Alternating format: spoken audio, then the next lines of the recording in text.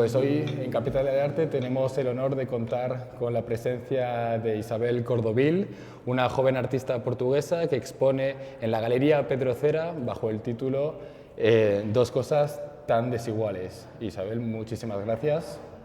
Gracias a ti. Y esta es tu primera exposición solo en Madrid.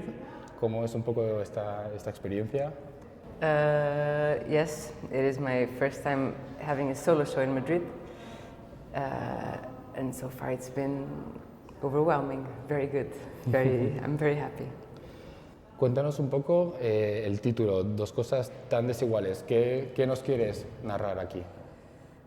So the title comes from a poem of Santa Teresa de Ávila, who is a Spanish poet that I really enjoy, who shares the same subject or themes in her work as I do, mainly death and love, or the sacrifice that comes from death and love and having that strong bound.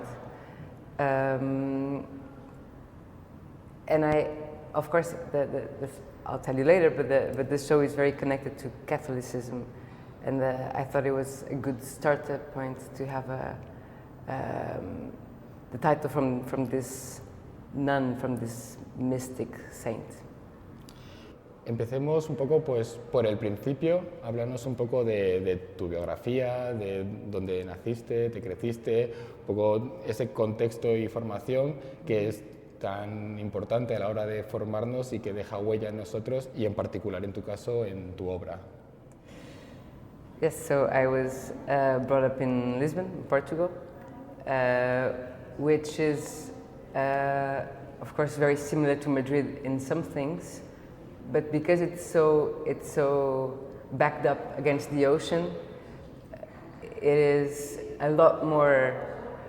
It's a lot more closed, and I think the way we see religion, Catholicism especially, as we are so far from Rome, it's more superstitious, more medieval. I would say. So I was brought up in this context. So the limitations of the knowledge of art history are of course connected to those goggles. What do you see as good art, or what do you see as sacred or divine? So I think my work starts or tries to push around the edges and the limits, but by touching the limits, you also confirm them. Bueno, ya nos has dejado bastante claro que la religión y el catolicismo ha estado siempre presente en tu vida, pero ¿qué te parece si hacemos un pequeño recorrido a través de esta exposición en la galería Pedro Cera y nos vas contando un poco cómo estos elementos de tu biografía se reflejan en tu obra? Okay. Starting from the piece that's the first one you encounter at the door, is an interpretation, or a very loose interpretation, of the Via Sacra, the Via Crucis, which is the 14 stations that Jesus takes to the cross. And what I do here is to really take the framework, take the points in the narrative, and to try to adjust them to something a bit more real or grounded in my, at least in my life, which is food. But in this case, it's just a body that only takes 3 days or 4 days to completely die and rot and not have any miracles. Because I think it is important to say that I don't practice Catholicism, so my interest is really in the limits of the narrative. I know the narrative so well that I can work around it, but I don't practice it. So I feel free enough to start from the apple, which is, I would say, Eve, and all of this belief in in the perfect beginning, in paradise, in the Garden of Eden, and the apple only has a dark spot, like he has a beginning of a ulcer, a beginning of a disease, and I end up in the potato, which is underground. It is seen as something that is below us, and of course, in the dichotomy of heaven and hell, everything that's below it's bad. So that's as a sort of way towards death. And then you move on, you move forward onto this sort of destroyed, I see it as a destroyed chapel or a sort of iconoclastic movement around a chapel. Because the thing that I kept on thinking while I was making this is, if you cannot be an iconoclast without recognizing the icon. So to know what to destroy, you must acknowledge it first as important for some reason. And the way this is done is, all of these tops you see on the benches are butcher's words.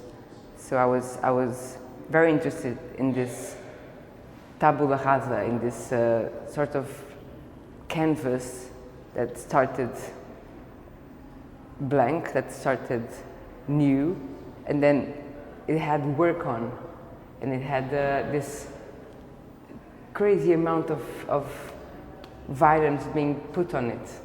I think my interest in violence in this object is not necessarily to portray the perpetrator, but to portray the receiving end of violence.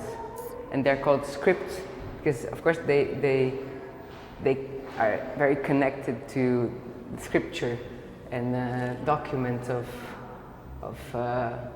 something that has been said and that has been done, and of course it's very violent. And to put the scripture onto an object you recognize as one to put your body onto was very interesting. Podemos movernos a través de la obra. Resulta muy interesante ver también la elección de los materiales que vas haciendo, cómo llegas un poco a la hora de decidir esos materiales en ese proceso creativo. I think my first interest came from, I really enjoyed theory of photography. It's because it's a theory of documentation, basically. And I was doing a lot of photography until I found out that bronze works in a similar way. You take an object, instead of the light eating that object, you take the object itself in a point in time when you find like you wish it to be still and to create a sort of premature fossil. And you take it and you cast it. And the moment that you put the bronze into it, it stays forever. It's exactly like a photograph. So bronze is at least the way I see it, the most plastic of metals. I hope that answers your question. Bueno, también tenía entendido que en gran medida, además del uso del bronce, hay una búsqueda de los objetos o una especie como de descubrimiento a la hora de cómo los encuentras, o a la hora de, por ejemplo, en este caso que utilizabas las tablas de los carniceros. Me imagino que esa inspiración te llega de forma más espontánea o... Sí. Yes. I think the beginning of work always comes from this radical awareness. All of a sudden you're paying a lot of attention to things that you don't know why. So I think the first 20% of my work is to try to understand why am I being called to look at certain things and not others.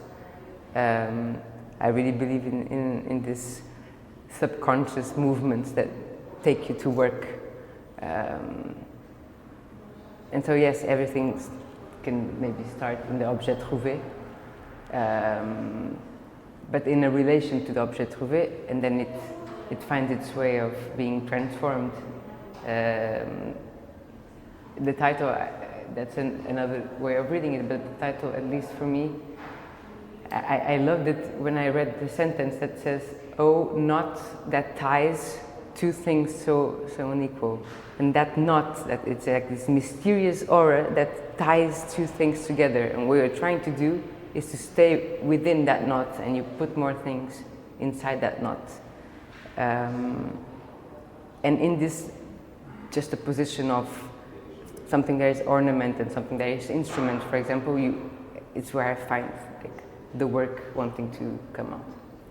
Ahora que también estamos aquí cerca, bueno, enfrente de tu obra, en el que aparece un cajero automático completamente destruido, no puedo evitar preguntarte, ya que nosotros somos pues, capital del arte y tenemos un gran interés por el mercado del arte, palabras como impuestos, comisiones, todo lo relacionado a las ventas. ¿Alguien te había hablado de estas cosas durante tu formación como artista o Sí, con esta razón? I did my master's in Switzerland, so it's everybody in that country is well aware of the market, but also in the opposition towards it, be it in a truthful way or not. But this piece in particular, it comes more. I like to see it in this room. Of course, it has, as you well read, it has all of that sort of sarcasm towards a market I belong in. Just as I belong in Catholicism, by the way I was born, and I can still criticize it. And does that make me? What does that cancel my position if I test it? But this piece in particular, I like to see it in this context because of this iconoclastic view. The piece is called Nanterre, Justice pour Noël. So I was doing a residency in Paris during these uprisings around the killing of this Arab boy, Nael. The police shot him like inside the car. It was a disaster, and I thought it was very interesting how in this city it's so common to publicly and violently express your discontent towards the government by hitting them in their Achilles heel, which is the banking system. So I was trying to find burning cars, and they were of course like it's something very loud, but the way that where I saw that someone was trying to really punch the icon was in this, like in breaking the ATMs, because the state, especially in France, the state can put a new one in 24 hours. Like it's not a problem. And this one in particular I loved because it has, I think you can only see it if you actually come to the show. It has my own reflection in this little mirror glass. So it creates at least the confront that I'm usually looking for. So we are now in the bottom floor, which has a completely different ambient. It moves it touches in this human funny quality, which is when the lights are low, you whisper. I think you think it's time for sleeping or it's time for quieting it down. And so each of these pieces is written also the names are in different languages. Like this piece is called Ubi sunt, which is in Latin. It means like ¿Dónde están? And I think it approaches a very common topic in my work, which is like this performative absence. So as the absence of one can talk about the absence of all. And by putting this empty bed, or this bed that was used on a stretcher,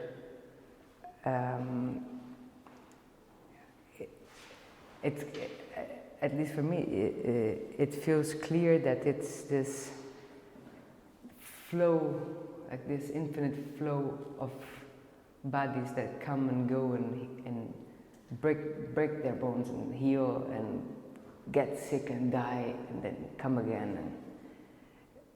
And one detail that I really enjoyed, and I think you can maybe try and see, is that there are some parts in the bronze that have been, I touched them over and over and over again so they can get a bit more open. So you can really sense that something has been worn off. So you feel even more the passage of people, or the passage of time.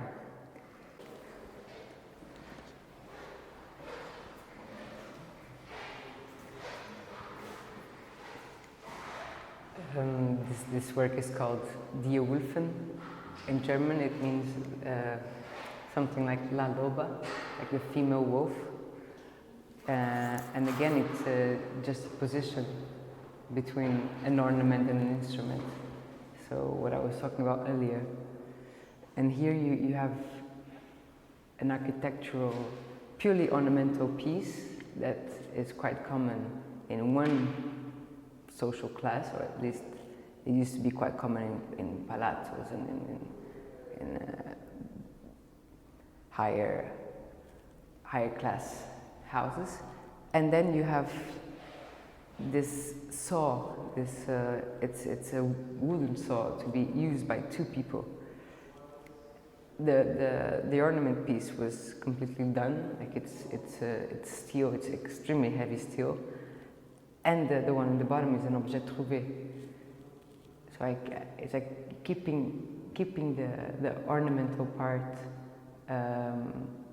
as a representation of itself, but keeping the instrumental part as itself and enough in itself, and as dignified enough to be used as it is. And I one thing that I only noticed when it was installed is that and this is the beauty about installing, is that the shadow becomes a different part of the work. To complete the three languages, this one has an English name, so it's Latin, German, and English, and it is called My Kingdom for a Kiss, which is a reference to Shakespeare, Richard III. So when he's down and he loses his horse and he knows he's going to lose, there's this part when I think it's one of the most dramatic parts of the play, when he's like screaming like a horse, my kingdom for a horse, which is the point when you would give up anything to try and keep on going. And I changed the subject from horse to kiss because I think kiss emphasizes the lack of, or the absence that is what you mostly feel in this room. And of course, to put flowers on the floor, the most common way to look at it is to mark the place where someone had an accident and died. And this is also bronze, using the technique of what I eventually will call photographic bronze pieces. It has, all this room has this kind of Pompeii feel to it, like something passed by and it stayed. Bueno, querría preguntarte ¿qué, qué te diferencia o qué crees que te diferencia del resto de los artistas? ¿Cuál sería en sí esa singularidad que nos presentas?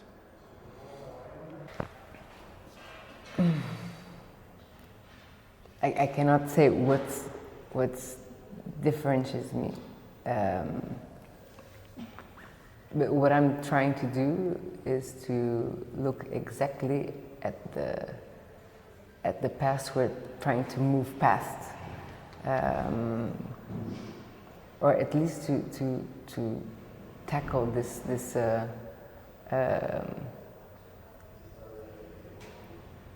this weight we inherited that's cultural, and as the world is getting smaller and as everything feels more global, it feels particularly heavy now to grow up with these notions of good and bad, or what's moral or immoral. And it's good for when we at times forget why. It's good to know that it was the church that did this to us. Yeah. Bueno, viendo un poco estas reflexiones, y nos estabas hablando antes también pues, de la presencia de la muerte en tu obra, y me sorprende que siendo alguien tan joven pues, la muerte la veamos un poco por todas partes, o la trabajes tanto. ¿Cuál es tu relación justamente con esta idea? I don't know death better than anybody else. Like, I fear it as anybody. I just know because if you have a close relationship to art history, you know about the depictions of starting with Christ, for example. You go inside a church and you see the spectacle of death and the triumph of death. So I believe that my approach to death is always connected to that reading of death must bring something sublime, and that's why it is so in a way like sweet and tempting, but distant, and it feels also like mythological. And death is a woman in a way. I don't know. Like, Me interesa justamente esto porque pese a que aquí la percepción de lo femenino no es tan clara como en alguna, o tan directa como en alguna de tus obras, sí que también es algo muy presente. But it is when you say that when you look at the benches and you see them as the receiving end and not the sword, not the knife, but the board. You know, what gets penetrated, what gets punctured, what gets hurt. I feel like that's quite feminine. For example, that piece we have of the inverted Christ. So it's a Christ inverted twice. So once inside out and then put on the other. It looks exactly like a womb. And I think it attracted me that somehow the shape that we know so well of the open arms and the legs together, it is the physiognomy of the woman, of the bearer of the kid. And also I work a lot with the I think I present very formal objects in form, but then the content is unorderly and chaotic, or sometimes it's the opposite. But this yin yang of formality and chaos, I see it as feminine. I don't know why. Bueno, antes también hablábamos un poco de la ironía y bueno, tu obra, pese a tratar temas siempre un poco fatalistas a veces, transmite humor, o por lo menos transmite mucha ironía. ¿Cuál es ese juego? ¿Es una defensa? ¿Cuál es el objetivo detrás? I can't believe I'm going to quote Mary Poppins. But there's this part in a song that Mary Poppins sings, which is a spoonful of sugar helps the medicine go down. And I'd say that's it. Está muy bien. Me interesa mucho, sobre todo, saber cuál es tu relación con, o pues, si te considerarías más bien una artista segura, una artista insegura. Por ejemplo, el concepto de crisis de confianza, ¿qué resuena dentro de ti? When I'm in the taller, when I'm working, I'm hyper confident because I am in this God position of control. I create and I destroy and I can make wars. The problem is that the moment that you're presenting it, I would say I have an ego crisis, which is I brought all these children and they may not be loved. So I have this weird complex of maternity towards them. So yes, I get quite. It is difficult. Justamente, y ligado también a esta idea de aprobación por parte del público, y creo que esto le puede interesar también a otros artistas y a gente que está empezando, ¿cuál crees cuánto debería aguantar un artista o qué ocurre cuando esa aprobación del público nunca llega? I think first of all, you only understand the show you did after it's been long gone. And for example, in Lisbon is quite small, Portugal is very small, Lisbon is the smallest. So there's not really a critic of art. I'm hoping to have a critic of art here in Madrid, actually. Validation, it comes from time and retrospective, and maybe a good friend. But it's never enough, no. Está bien. A la hora de buscar inspiración, además de todo de los objetos encontrados que nos comentabais, ese proceso creativo, pero ¿cómo consumes arte? ¿Sueles ir a otras galerías? ¿Ves museos? ¿Instagram? Yes, all of those medias, of course.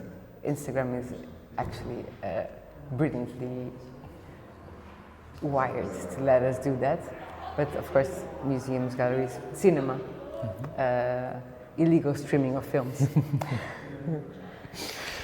Y hablando pues también un poco de Instagram, hoy en día en la carrera de un artista parece algo imprescindible tener una presencia en las redes sociales.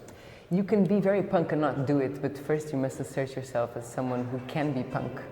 And that's a fragile point to understand and to, like, it takes a certain amount of, you must be established enough to not have a phone, and I think we're all trying to get to that point, to have no website, no phone, and people will look for you. But even that desire is part of an ego trip that we're all going through, of being bigger than our generation and our time, and that's not going to happen. Maybe to one of us, and I hope that person is strong at the moment, but we need it, it's a tool. People used to buy ads in newspapers, now we add ourselves. Me gustaría también saber, por ejemplo, cuál es tu relación con la inspiración, si te llega como un problema o por el contrario, como una solución.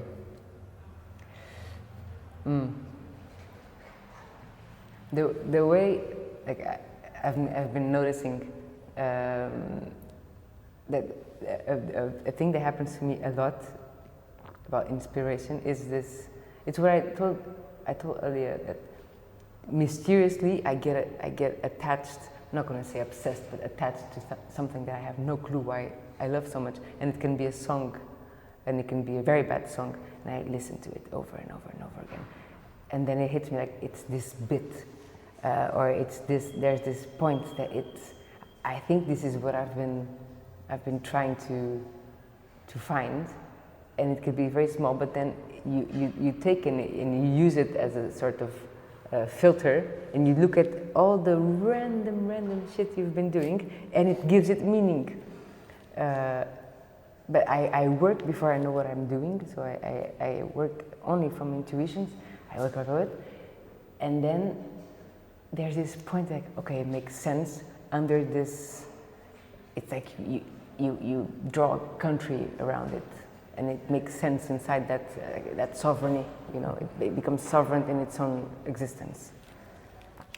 Bueno, en la vida también hay un montón de cosas que no pertenecen al ámbito de lo artístico y de lo creativo, como pueden ser conceder entrevistas, participar en coloquios, moverse, hacer el networking.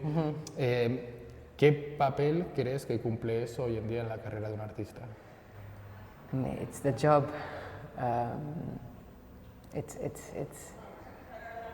I think that's what makes it a job and not a hobby. And a lot of artists are not sure if they are artists or not. Like, can I already call myself that? When you're putting that kind of work in, that's when you actually, like, you are investing. It's not only the good part, it's the hard part, like you are working. And it takes the networking and the dinners and the peer pressure and everything. Pues justamente haciendo eso me imagino que uno va desarrollando su carrera. Imagínate que mañana el éxito llega y llama a tu puerta. ¿Le tendrías miedo al éxito? ¿Le tienes miedo o cómo lo enfrentas? I would invite it in, of course. You go and try to adapt, and I hope it happens. Qué bueno. Y bueno, creo que es interesante porque, como hablábamos justamente, los comienzos de una carrera muchas veces terminan opacados un poco ante el proceso, y creo que es muy importante, y nos gustaría sobre todo crear una serie de recopilación de los comienzos de la carrera de diferentes artistas que sirva de herramienta a aquellos que hoy en día empiezan. Y nos gustaría saber para ti qué ha sido esos elementos más útiles o quién ha podido ayudarte a la hora también de lanzarte como artista. It's very nice to be able to answer that question, because that was my question maybe 6 years ago. Like, how do you actually start? How do you go from school to sitting in your own piece talking to another guy? You know? But everybody has their own path. The way it happened for me is I took my time in studying. I did not worry about my career when I was studying, which is, a lot of people try to be like this school genius. I just wanted to work as much as I could, to learn as much as I could, lay low, and then when it's time, but you of course you work and you collect your work. You don't. I didn't show it when I was not ready. And then there's one day that you finish school and you open fire. And at least for me, it was like 1 or 2 years of open fire.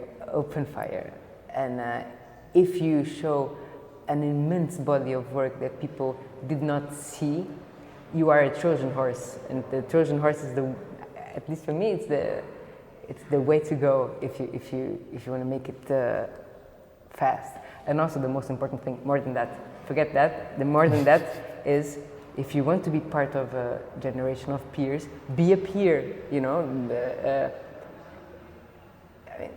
engage with your generation and try to understand who will be the group that you will stand with when as you grow older, and really to engage. Y para ir terminando y volviendo un poco al tema del mercado del arte, un artista pues vive de sus clientes, pero siempre existe la gran pregunta: ¿acaso debe complacerles? ¿Cuál sería para ti la relación ideal entre cliente y artista? Y ya no solo clientes privados, como también podrían ser museos o instituciones públicas. There are different. There are so many different types of relationships you can have. Of course, the nicest ones you can.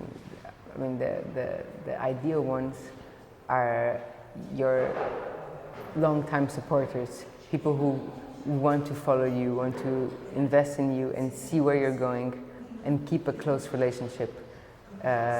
Usually, that takes a very informed or very well-read and very available collector, which is rare. And if you find one, you feel a bit less lost.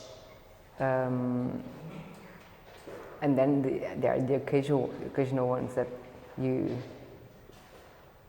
know they're going to put your piece in a warehouse and hope to flip it. And institutions is just great because you feel like you're leaving that in a box where time doesn't. They're not going to take it. The other day I sold a piece to this big museum in Lisbon, and they were making an X-ray and seeing how it is, and then they asked, but in 100 years' time, if it gets a bit cracky, what do we do? And I said, I don't know, but and there was, you must know, this is bigger than you. This is not yours or ours anymore. Like we are giving it to time, and and I went home and I died for a bit of it. But it's important to know, like you're doing this. Sometimes, hopefully, you're doing it for time itself, and to maybe leave some sort of impression of what it was to be alive when you were with whoever it was that you were alive with. Bueno, pues hasta aquí llegamos, Isabel. Muchísimas gracias por concedernos esta entrevista y por enseñarnos más sobre tu obra y todos los detalles y poder hablar contigo. La verdad es que ha sido un placer y te deseamos muchísimos éxitos y esperamos verte en Madrid muchas más veces. Thank you. Muchas gracias.